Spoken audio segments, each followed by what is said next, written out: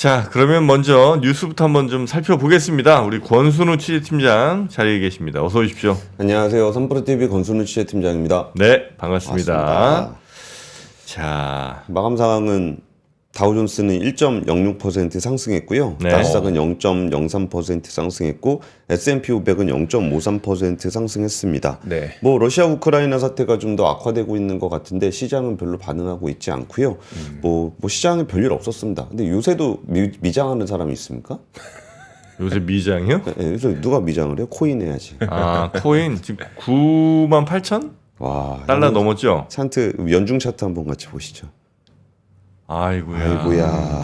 어디까지 가려고 그러나. 10만 달러는 무조건 간다고 봐야 되겠네, 그죠? 예, 그래서 첫 번째 뉴스부터 전해드리겠습니다. 첫 번째 뉴스가 잠시만요. 네. 지금 첫 번째 뉴스가 그 비트코인 관련 뉴스입니다. 그래서 게리 겐슬러 증권선물위원회 위원장 있잖아요. 네. 아니, 그 권순우 팀장 걸 어떻게 이렇게 잘 알아요? 네? 제가 공지 올리잖아요. 네. 아, 그래서? 네, 네. 아니, 그림상. 권순우 팀장이 가만히 있어봐라 하고 있는데 이수 기자가 하니까 좀 약간. 첫 번째 뉴스는 네. 비트코인이 이제 98,000달러를 넘었다. 네. 코인의 적으로 불리는 SEC 위원장이 1월 말에 사퇴를 하기로 했다라는 뉴스입니다. 그래서 그냥 이 뉴스와 함께 그 전반적인 비트코인 얘기 잠깐 네. 뉴스 네. 3으로 좀 전해드릴게요. 예. 일단 겐슬러 위원장이 내년 1월 20일에 자리에 물러나겠다라고 좀 발표를 했습니다. 이게 1월 20일이 그 트럼프 당선인이 취임하는 날입니다. 네. 그러니까 그 첫날 내가 이제 나가겠다라고 얘기하면서 이제 뭐 그 2021년 4월에 이제 겐슬러 위원장이 이제 수장이 됐었거든요. 네. 근데 자기가 1월 20일 날 자리에서 물러나겠다고 얘기했는데 트럼프 당선인이 걔 자를 거라고 얘기한 적이 있습니다. 그러니까 이제 딱 겐슬러 위원장의 규제 정책을 좀 비판을 하면서 내가 당선되면 취임 첫날 얘 자를 거다. 네. 라고 얘기하니까 이제 겐슬러 위원장이 내가 나갈 거다. 이씨. 난 잘릴 거다. 난안 잘리는데 내가 나가는 거다. 이렇게 발표를 했다라고 네. 보시면 될 것 같고요. 그 겐슬러 위원장의 후임으로는 뭐 갤러거 로빈후드 최고 법률 책임자, 뭐 크리스 장칼로 전 상품 선물 거래위원회 위원장, 그리고 뭐 헤스트 피어스 현 SEC 위원 등이 거론이 되고 있는데 네. 대부분 이제 친가상화폐 인사들입니다. 근데 이게 그 비트코인 관련해서는 뭐 앞으로 어떻게 될 거냐에 대한 전망들이 많이 나오면서 앞으로의 뭐 미래 비트코인 어떻게 됐다 이런 얘기들 많이 하시는데 솔직히 그 레파토리 조금 식상해요. 그 레파토리 좀 말씀을 드리긴 할 건데 네. 그 예전에도 비트코인 오를 때 많이 써먹던 얘기거든요. 네. 근데 뭐 새삼스럽게 지금 와서 뭐 비트코인이 그것 때문에 오른다 뭐 이렇게 설명하시는 분들 많은데 그냥 까놓고 얘기해서 그냥 앞으로 호재가 많이 있을 겁니다. 이게 겐슬러 위원장 쫓아내고 뭐 이런 것들이 결국은 이제 그 호재가 될 거기 때문에 네. 그리고 그 이후에도 이제 호재성 재료들이 좀 많이 나오면서 그 코인 시장의 어떤 기대감을 좀 높이지 않겠나 싶은데 이게 뭐 코인에 대해서 뭐 아시는 분들은 잘 아시겠지만 이게 특별히 뭐 때문에 오른다라고 설명하는 거는 좀 맞아요. 그렇게 좀 갖다 붙이는 성격은 좀 있어요. 근데 어쨌든 이 겐슬러 위원장이 나가는 게 좀 어떤 의미가 있냐면 제가 이제 미국 그 트럼프 행정부가 되면은 이제 가상자산 시장이 많이 활성화가 될 거다라 그랬을 때 미국 정부가 뭘 할 수 있을까라는 네. 부분들을 전문가들하고 좀 얘기를 해봤습니다. 네. 근데 그 중에 일단 그 이 겐슬러 위원장이 나가는 거는 뭐 저런 겁니다. 이렇게 그 코인 시장에 대해서 그 정부가 소송을 많이 걸었어요. 네. 그러니까 니네가 이게 뭐 예를 리플 같은 경우에 이게 증권이냐 아니냐 뭐 이런 거 가지고 SEC에서 소송 걸고 뭐 이런 건들이 있는데 그거 이제 시비는 들걸지 않겠냐. 그러겠네요. 뭐 그런 네. 건데 이 겐슬러 위원장이 했던 그 어떤 규제를 그러니까 용어로 이렇게 한번 보시면은 네. 집행에 의한 규제. 집행에 의한 규제. 말이 좀 어렵죠. 네. 그럼 그 반대쪽엔 뭐가 있냐면은 룰에 의한 규제가 있습니다. 그러니까 규제를 이렇게 바꿔가지고 못하게 하는 방법이 있습니다. 네. 그게 이제 룰에 의한 규제라 그러면 집행에 의한 규제는 뭐냐면은 너가 지금 한 거 이거는 내가 보기에 증권이야. 네. 그러니까 기존에 있는 증권에 따로 이게 집행에 의한 규제입니다. 네. 그러니까 그 전에 그럼 정책적으로 뭐가 많이 달라지지 않는다고 하더라도, 그러니까 규제를 뭔가 바꾸거나 그러는 게 아니라, 네. 그냥 지금 너 이거 내가 보기엔 증권이야. 그러니까 이거 소송. 이런 식의 규제가 좀 많이 있었거든요. 네. 근데 이제 정부에서 그거를 이거는 뭐 굳이 그런 거 아닌 것 같아. 라고 하면 아무것도 하지 않아도 규제 완화 효과가 있습니다. 그러네요. 그러니까 집행에 의한 규제는 그런 겁니까? 그러니까 내가 뭘 해도 만약에 잘못 걸리면 걸리는 거야. 그렇죠. 라고 되는 거고. 예. 근데 그것만 안 해도 규제 완화 효과가 있다. 엄청난 효과가 있죠. 아. 그러니까 이거 규제가 애매하니까 안 할게. 네. 규제가 애매하니까 규제를 안 할게. 이렇게 갈 수 있는 네. 거죠. 야, 이게 증권인지 아닌지 헷갈려. 그럴 때는 그 전에 SEC는 넌 증권이니까 소송 가서 한번 따져보자. 이렇게 하던 건데, 야, 증권인지 아닌지 잘 모르겠어. 근데 특별히 너를 증권이라고 규정한 규제는 없어. 네. 그러니까 내둘게. 이렇게 되면은 규제 완화 효과가 좀 크게 나타나게 됩니다. 사실 그 가상자산 하는 사람들은 이거를 제일 바라고는 있습니다. 아. 그러니까 이 가상자산이라는 게 법규로 규정된 게 별로 없기 때문에 네. 이게 걸면 걸릴 수도 있고 네. 안 걸면 안 걸릴 수도 있고 뭐 그런 게 되게 많거든요. 그래서 그 부분에 대한 기대가 크고요.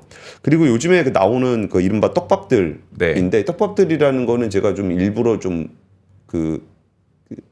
약간 비하하는 표현을 썼습니다. 네. 왜 비하하는 표현을 썼냐면은 이게 너무 가슴이 설레실까봐.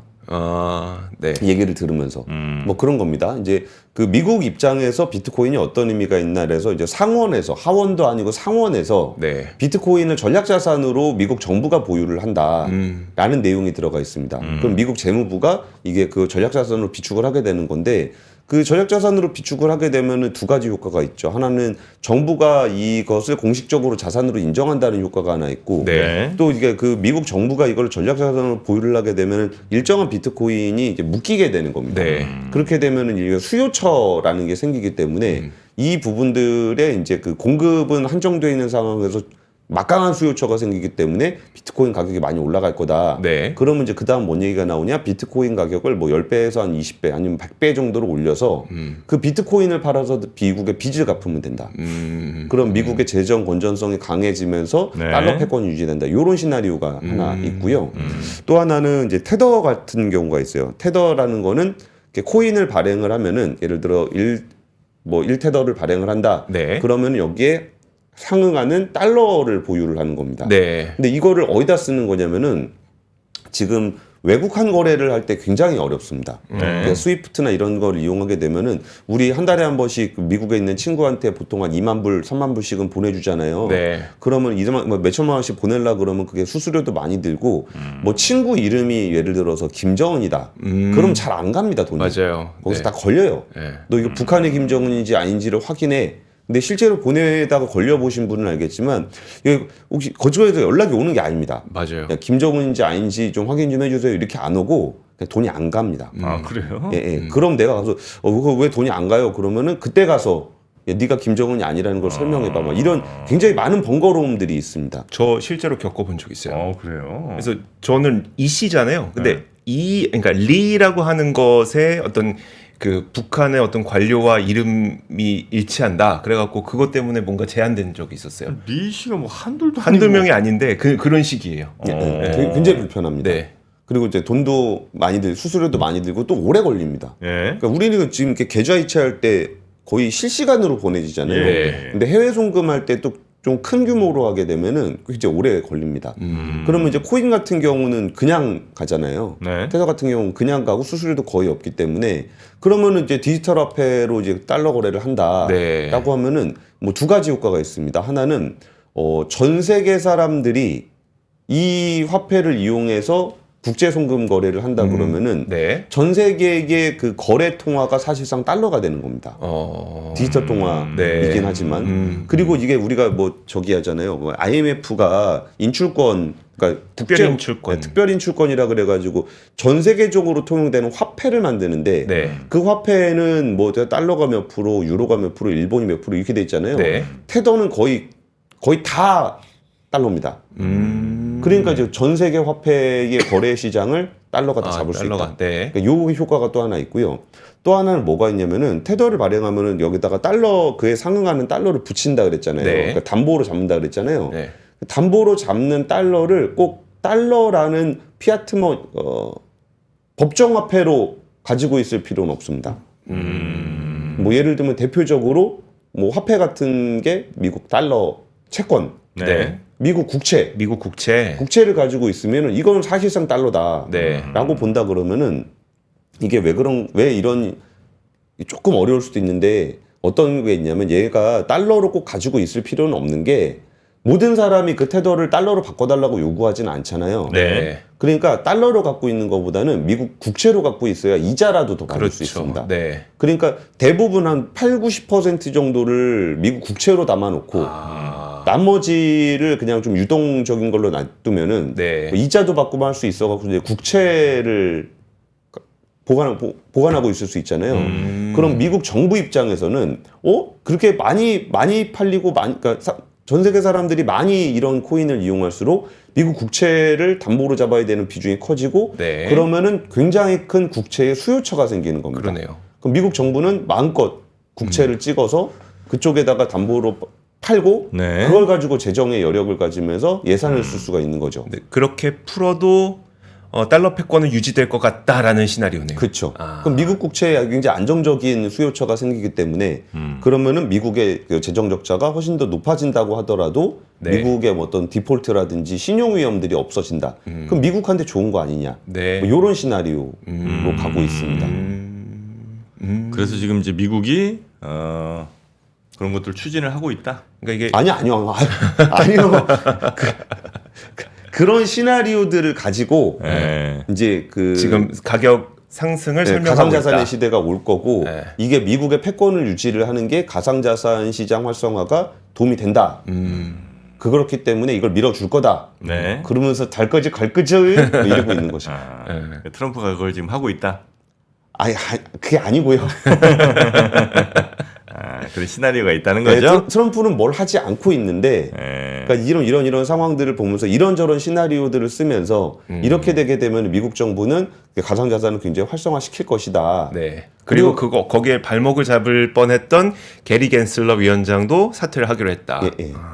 그리고 이제 비트코인 같은 경우는 코인 시장의 일종의 이제 기축통화 같은 역할을 하거든요. 네. 뭐 예를 들어서 뭐 내가 이렇게 뭐 코인 투자하다가 이제 그만해야지 그러면은 그 현금으로 찾는 사람 별로 없어요. 보통 테더 같은 코인을 사거나 아니면 그냥 비트로 하거나 아니면 그리고 알트코인들끼리 거래할 때 네. 알트코인들끼리 직접 거래하는 경우는 별로 그러니까 그거보다는 네. 비트코인 통해서 거래하는 경우가 좀 많아요. 그러니까 우리가 뭐 한국 통화하고 저기 뭐 다른 나라 통화 거래할 때 직접 거래 안 하고 달러로 바꿨다가 하죠. 이게 네. 하는 것처럼 비트가 그런 효과가 좀 있거든요. 그러니까 이제 비트가 나머지 알트코인 시장이 굉장히 활성화가 되면은 비트는 그런 기축통화로서의 역할을 하면서 수요가 더 많이 생기고 그래서 달까지 갈 거다. 네. 뭐 이런 이야기들을 하고 있습니다. 근데 네. 이 이야기가 오래됐다는 거죠. 그 전에도 있었는데 원래 있었는데 떨어지면 얘기를 잘 안 합니다. 음. 그러다 이제 오를 때 다시 이런 얘기를 하니까 이게 뭐 상황 자체를 보시면서 저는 꽤 이게 호재성 얘기가 계속적으로 이어질 거라고 생각은 들어요. 네. 근데 이런 얘기를 들으면서 말 되는데? 그럼 미국이 뭐 정부 차원에서 이거 왕창 밀어주겠네? 그러니까 비트코인은 달까지 갈 거야. 이렇게 생각하지는 않으셨으면 싶어서 이 시나리오에 대한 이야기들을 한번 정리를 해드린 겁니다. 네. 네. 자, 그리고 두 번째 뉴스도 한번 가보겠습니다. 사실 코인을 안 하시니까 이 정도 떡밥이면은 바로 사고 싶으신 생각이 들 텐데. 코인이요? 예. 예전에 해봤잖아요. 예. 말아 먹었잖아요. 예. 뭐죠 이름이? 그 디센트럴랜드 샌드박스. 비트코인 사셔야지 왜 그런 걸 밀크. 사셨어요? 예? 비트코인을 사셨어요. 비트코인은 너무 제가 볼 때는 좀 변동성이 작아요? 그렇죠. 예. 잘 아시네 이제. 두 번째 뉴스로 빠르게 네, 넘어가겠습니다. 변동성 그래 94% 마이너스 난 건 아시죠? 알겠습니다. 이러니 코인 다시 들어가겠습니까? 자, 두 번째 뉴스는요. 두 번째 뉴스는 이제 롯데그룹에서 부동산하고 가용 예금만 71조 4천억 원이 있다. 어제 네. 발표를 했습니다. 어제 제가 인덱스 시간에 좀 상세하게 좀 설명을 좀 드렸었는데 이게 저희가 취재를 하면서 롯데케미칼 쪽에다가 이제 문의를 했어요. 이게 지금 2조 원 규모의 회사채가 지금 기한이익 상실 조건에 해당이 된다. 그러니까 즉 채권자가 이거 돈 돌려주세요 할 수 있는 조건이 되는데 좀 네. 어떻게 할 거냐라고 해서 제가 롯데케미칼 쪽에다 연락을 좀 했었습니다. 네. 근데 이걸 취재하면서 굉장히 걱정을 많이 했던 게 이게 이걸 어떻게 보도를 하지?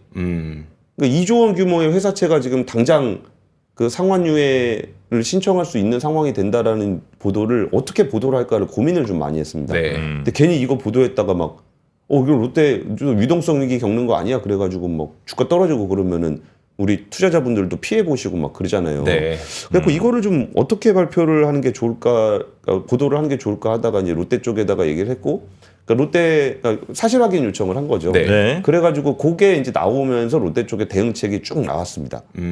그래가지고 롯데 그룹 차원에서도 이제 롯데 케미칼에서도 한 4조 원 정도 네. 돈이 있다고 얘기하면서 이 채권자들하고 그 조건 바꿔달라고 얘기할 거야. 그러니까 이거 돈을 바로 갚아달라고 하진 않겠지. 좀 내가 이거 잘 갚을 테니까 이 조건은 좀 바꿔주세요라고 요청을 할게요. 이제 이렇게 된 겁니다. 네. 그러면서 롯데 그룹 차원에서도 우리 돈 많다. 그 정도 가지고 이제 뭐 돈을 못 갚거나 그런 일은 없으니까 걱정하지 마셔라. 그러면서 이게 쫙 같이 나왔습니다. 네. 그러니까 기한이익이 상실됐다라는 거 사실도 보도가 됐고, 네. 그러면서도 시장 충격을 많이 주지 않는 방식으로 마무리가 돼서 저는 좀 다행이라고 생각합니다. 그 돈이 많대요. 돈은 많죠. 갚을 돈 충분하다. 예, 예. 빨리 갚으면 되잖아요. 갚지 않아도 되는 돈을 갚을 필요는 없죠. 지금 당장 갚지는 않아도 되는 예, 돈이니까. 예, 예. 근데 뭐 어떤 상황이냐면 이제 만기가 됐을 때 갚아야 되는 돈인데 네. 이게 약간 기한이익 상실이라는 거는 서로 약속한 게 있었는데 약속을 못 지켜가지고 지금 당장 갚으세요 할 수 있는 상황이 됐다는 거예요. 네. 근데 거기서 이제 그런 상황이 왜 발생을 하냐면은 못 갚을까봐 그러는 거거든요. 네, 네. 못 갚을까봐 내가 빨리 회수를 해야 되겠다. 먼저 이런 상황. 빼야 손해를 안 보니까요. 예, 이게 이제 유동성 위기를 네. 초래하는 건데 갚을 수 있으니까 걱정하지 마시고 그 사람 입장에서도 뭐 이자 받으려고 빌려준 건데 지금 만기 전에 상환 받아야 될 이유도 별로 없어요. 이자 계속 받으려고 한 거니까 뭐 그런 건데 그래서 다행히 어제 롯데그룹의 주가는 오히려 오르는 모습을 좀 보여서 이게 되게 부담스러웠는데 이거 보도하기에 되게 부담스러웠는데 네. 좀 잘 됐다. 뭐 이렇게 정도 좀 보고 있고요. 그리고서 근데 그렇다고 해서 뭐 화학 산업의 문제가 해결이 되고 그런 건 전혀 아닙니다. 네. 그러니까 언제 한 번은 혹시나 이거 괜히 건드렸다 터질 수 있는 거 아닌가라고 했다가 슬쩍 넘어간 네. 그러니까 지뢰밭에 발 한 발짝씩 걷는 그런 정도 느낌입니다. 그래서 정부 쪽에서도 얘기가 좀 나왔는데 한국경제의 단독 보도였는데 다음 달에 그 석유화학 산업 경쟁력 강화 방안을 발표하겠다 정부가 네. 라고 얘기하면서 여기서 이제 그 뭐 기초 범용 제품을 고부가 제품으로 사업 재편을 유도하고 뭐 이런 얘기입니다. 네. 근데 그거 저도 정부 쪽에서 뭐 하고 있는지 좀 취재를 좀 했었는데 그러니까 이전에 그 화학 산업 취재를 하면서 사실 마땅히 방법이 없습니다. 왜냐면은 이게 그 범용 제품에서 고부가로 넘어간다라는 거는 말하기는 되게 쉬운데 네. 이게 범용 제품은 막 이만큼이고 스페셜티는 요만큼씩이에요. 그렇겠네요. 그러니까 이게 이렇게 해서 이렇게 사업 재편을 하긴 하는데 그게 잘 되기가 쉽지 않아요. 네. 근데 그 중에서도 제가 굳이 롯데케미칼을 주목을 했던 거는 이 범용 제품 에틸렌의 가장 큰 생산업체가 롯데케미칼이기 네. 때문에 그렇고 뭐 여천 NCC 이런 데는 이게 고부가 제품 쪽 비중이 너무 작고 네. 그래서 좀 여기 데미지가 좀 크겠다라고 봤던 건데 여기에서 좀 이렇게 정부에서 이거를 한다고 하는 얘기도 어제 나온 게 저는 뭐 이렇게 언론계 짬밥으로 네. 봤을 때 느낌은 야 이거 혹시라도 이거 기한이익 상실되는 게 시장의 위기를 초래할 수 있잖아요. 분위기 네. 험악한 분위기를 초래할 수 있잖아요. 네. 그러니까 여기에 이제 정부도 힘을 보탠 게 아닌가. 푸는데 완화시키는데. 예, 예, 네. 이거 우리도 이제 구조조정 대책 다 만들고 있으니까 시장 너무 걱정하지 마셔라. 라고 좀 얘기를 하고 있는 것 같아요. 네. 요새 SK그룹은 OI라는 표현을 많이 쓰고 롯데그룹은 OE라는 표현을 많이 쓰는데 OI가 뭐예요? 오퍼레이팅 임프루브먼트 그리고 오퍼레이팅 이피션시 뭐 이런 거. 그러니까 운영을 증진한다. 네. 운영을 효율적으로 한다. 뭐 이런 얘기인데 결국 운영을 되게 강조하고 있어요. 그러니까 운용이라는 거는 이런 겁니다. 이게 그러니까 구조 조정을 할 때 네. 이거를 이렇게 사고 안 나게 스무스하게 넘기는 거. 네. 그리고 비용도 살살 줄이고. 뭐 재무에서도 이런 아까 이렇게 뇌관들이 갑자기 그 전에 생각하지 못했던 뇌관이 툭 튀어나올 수 있거든요. 네. 그러니까 이전에 뭐 기한이익 상실 될 거라고 생각하고 그 조항을 넣지는 않았을 거 아니에요. 네. 근데 이게 툭 튀어나왔을 때 진짜 스무드하게 관리하는 거. 그러면서 이 시장에 대한 불안감이 생기는 순간 이거는 이게 그러니까 이 문제가 생기는 거는 이렇게 내려가는 게 아닙니다, 보통. 네. 근데 이렇게 내려간다라는 기미가 보면 툭 꺼져 버려요. 예, 그러니까 이렇게 툭 꺼지는 일이 생기지 않도록 운영을 스무드하게 그리고 이제 그 사업 전환을 하는 것도 여기서 꽝 하고 되지 않도록 부드럽게 전환할 수 있도록 하는 그런 운영이 내년에는 훨씬 더 중요해질 겁니다. 그러니까 네. 투자하시는 분들도 부실 기업 투자하실 때는 좀 조심하셔야 될 겁니다. 부실 기업은 그런 대응 능력이 좀 떨어지기 때문에 네. 툭 꺼질 수가 있으니까 좀 조심하시는 게 좋을 것 같습니다. 네. 자, 그리고 세 번째 뉴스까지 한번 가보겠습니다. 세 번째 뉴스는 얼마 전에 잠깐 얘기 나왔었던 그 CJ 얘기군요. 예, CJ가 이제 8천억 원을 투자를 해서 미국과 유럽의 식품 공장을 건설하겠다. 네. 그 전에 뭐 그린바이오 매각하는 사업은 그대로 진행이 되고 이게 공장인데 공장이 커요. 미국 사우스다코타주에 축구장 80개 규모에 해당하는 북미 최대 아시아 식품 생산 기지를 건설하겠다. 오. 여기에 7천억이 투입이 되고요. 네. 헝가리에 1,000억을 투자해서 축구장 16개 규모의 공장을 짓겠다라는 겁니다. 지금 그 미국 시장에서 비비고만두의 시장 점유율은 42%로 1위입니다. 진짜? 네. 근데 뭐 냉동 만두 시장에서 예. 거기에다가 이 거대한 공장이 또 세워지게 되면은 점유율이 더 높아질 수 있겠죠. 그리고 만두 시장의 전체 성장률이 15% 정도 되는데 비비고 만두의 성장률은 33% 됩니다. 네. 그리고 1조 원 규모의 현지 롤 시장에서도 1등 지위를 좀 확고하게 할 수 있도록 이런 공장을 지어서 이제 굳히기에 들어가려고 하는 건데요.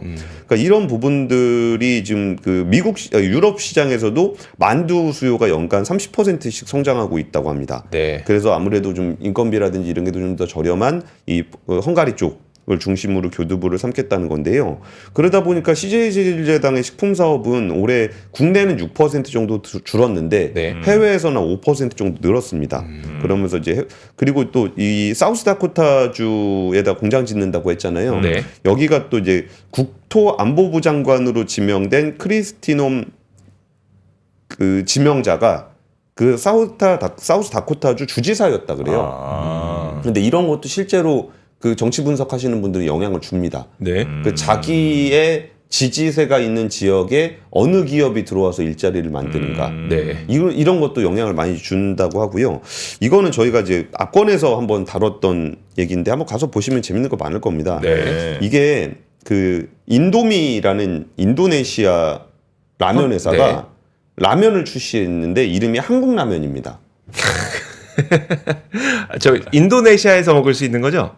그렇죠. 인도네시아에서 파는 현지에서 판매하는. 네. 저 사람들은 인도네시아 사람들이에요? 아니 뉴진스. 뭐 큰일 날 소리 하셔요. 잠깐 이게 더 큰 뉴스예요. 자, 지비님, 이거 편집하고 다시 갈게요. 무슨 소리야? 아니 그 인도네시아에 있는 뉴진스는 인도미라는 라면 국적이 회사가 없어요. 인도네시아의 라면 회사가 있는데 한국라면이라는 걸 출시했습니다. 제품 이름이 한국 라면이에요? 예, 한국라면이라고 한국말로 써 있어요. 진짜 그래가지고 웃기네. 이제 그 뉴진스를 홍보 모델로 사용하면서 그 대한민국을 대표하는 자랑스러운 아이돌 뉴진스를 홍보 모델로 활용을 해서 네.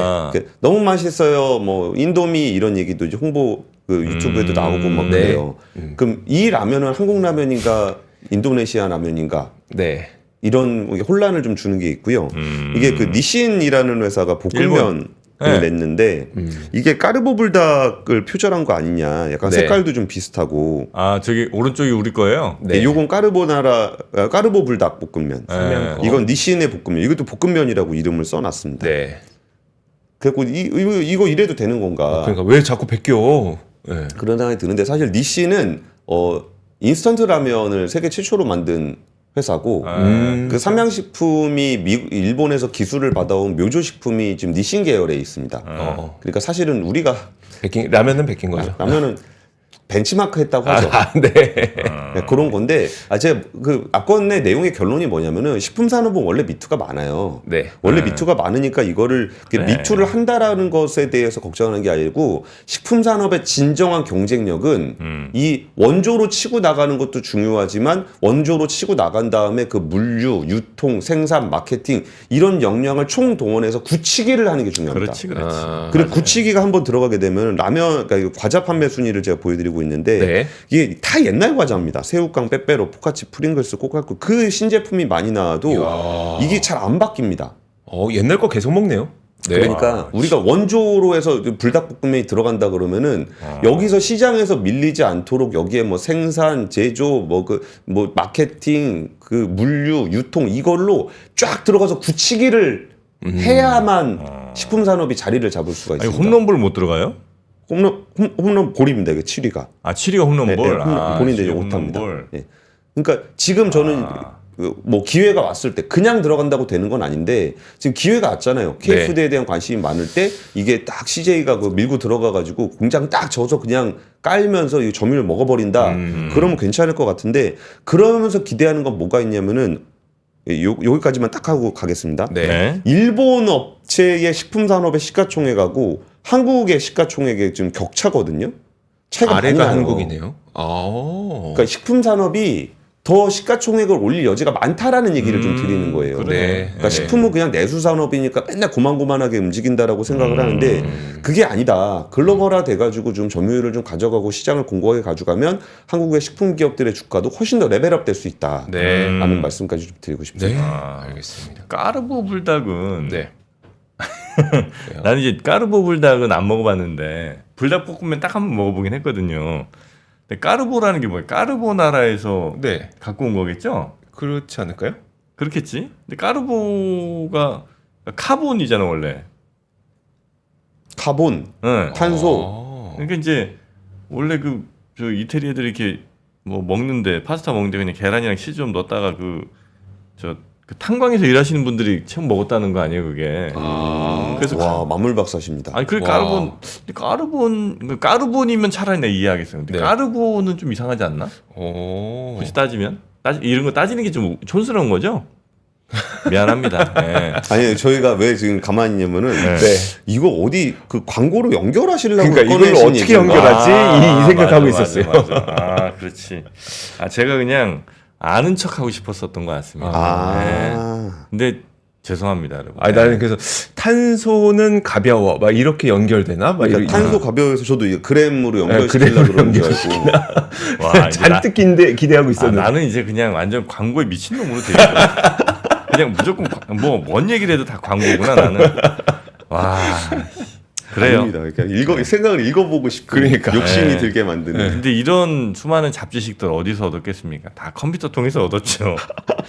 그 노트북 여러분 상식 퀴즈 하나 내볼까요? 노트북 중에 제일 가벼운 게 뭘까요?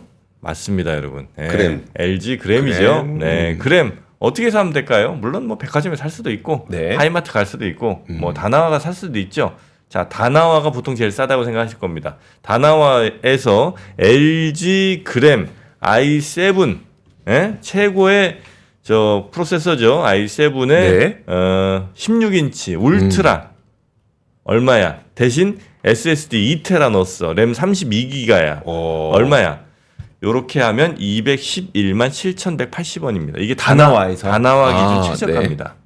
얼마에 드리냐? 우리 리싱크몰에서 149만 예?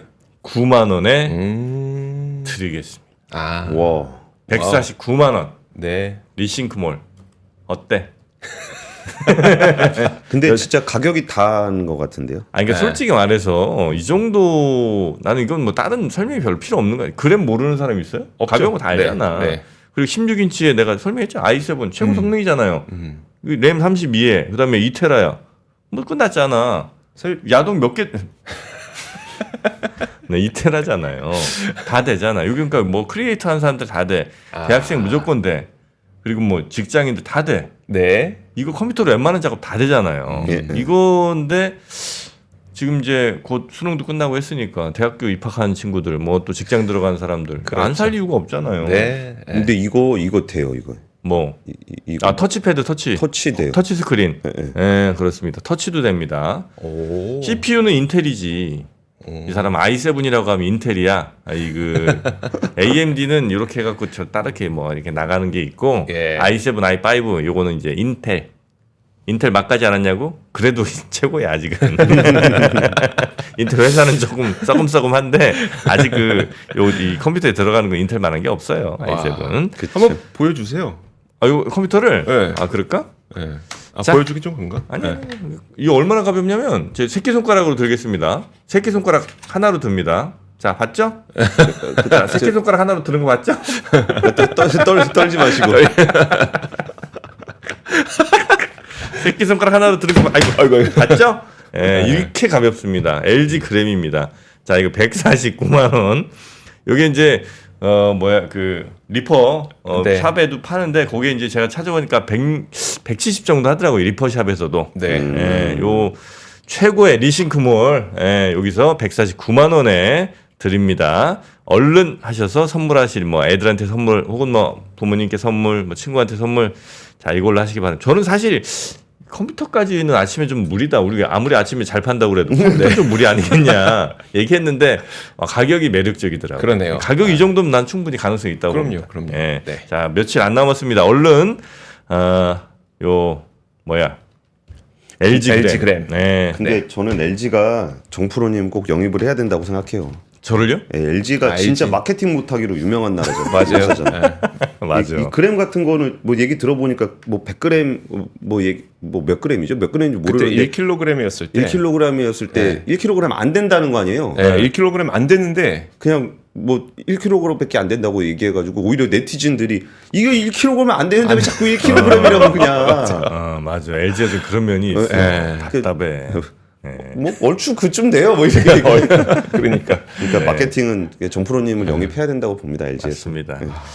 자, 하여튼 새끼손가락 하나로 들 수 있는 LG 그램 16인치 화면도 아주 시원시원 큽니다 진짜. 네. 요거 지금 리싱크몰에서 지금 링크 아마 올라갔을 테니까요. 네, 리싱크몰에서 정말 싸게 가장 싸게 사실 수 있는 기회가 왔다는 거 알려드리고 여기서 우리 권 팀장님은 그램과 함께 보내드리겠습니다. 들고 가세요. 굉장히 가볍습니다. 네, 가볍습니다. 네, 고맙습니다. 예, 감사합니다. 네. 삶의 격을 높이는 9가지 지혜를 함께 나눕니다. 위즈덤 칼리지 시즌 2 영상 아래 링크를 클릭하시면 자세한 내용을 확인하실 수 있습니다.